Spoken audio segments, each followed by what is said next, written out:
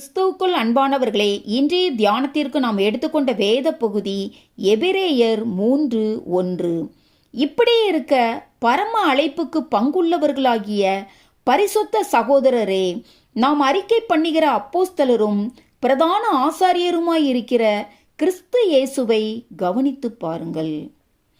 நமக்கு ஒரு பரம அழைப்பு இருப்பதால் நாம் ஒரு பரிசுத்த ஜீவியம் செய்ய வேண்டியது அவசியம். ஆகவே நாம் அறிக்கை பண்ணுகிற அப்போஸ்தலரும் பிரதான ஆசாரியருமாயிருக்கிற கிறிஸ்து இயேசுவை நாம் கவனித்து பார்க்க வேண்டுமே அன்றி நம்முடைய குடும்பங்களிலிருந்து வருகிற எதிர்ப்புகளையும் நம்முடைய சுற்றுப்புறங்களில் உள்ள பிரச்சனைகளையும் நம்முடைய பரம அழைப்பை அழித்து போடும்படி பிசாசானவன் கொண்டு வருகிற மற்ற எந்த காரியங்களையும் நாம் கவனித்து பார்க்க கூடாது. அநேக உபயோகமுள்ள ஆசிர்வதிக்கப்பட்ட தேவ மனிதர்களின் வாழ்க்கையில் அவர்களுடைய மேன்மையான அழைப்பை குறித்த சந்தேகங்களை சத்துரு கொண்டு வந்து அவர்களை தாக்கியிருப்பதை நாம் வேதத்தில் பார்க்கலாம். சிம்சோனுக்கு எதிராக வந்த சத்துருவின் தாக்குதல் அவனுடைய மேன்மையான அழைப்புக்கு விரோதமான தாக்குதலாக இருந்தது. தான் பெலிஸ்தரை அழிக்கும்படியாக தேவனால் எழுப்பப்பட்டவன் என்பதை அவன் நன்கு அறிந்தவன்.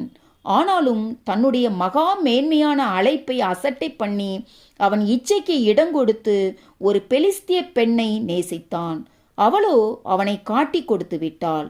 இதனால் அவன் தன்னுடைய மேன்மையும் உன்னதமான அழைப்பை இழந்து பெலிஸ்தரோடு கூட மடிந்து போனான். ஆகவே சோதனை வேளைகளில் நம்முடைய மேன்மையான அழைப்பை நாம் மறந்து போகக்கூடாது.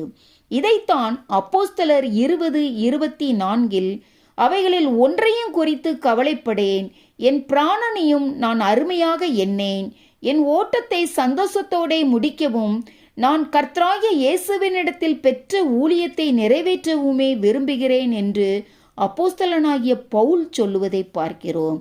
எனக்கு அன்பானவர்களே, நம்முடைய ஜீவியத்தை குறித்த தேவனுடைய மேன்மையான அழைப்பை நாம் ஒருபோதும் சந்தேகிக்காமல் நம்முடைய அழைப்பையும் தெரிந்து கொள்ளுதலையும் உறுதியாக்கும்படி ஜாக்கிரதையாயிருந்து பரிசுத்த ஜீவியம் ஜீவிக்க தேவன் தாமே நம் ஒவ்வொருவருக்கும் கிருபை புரிவாராக.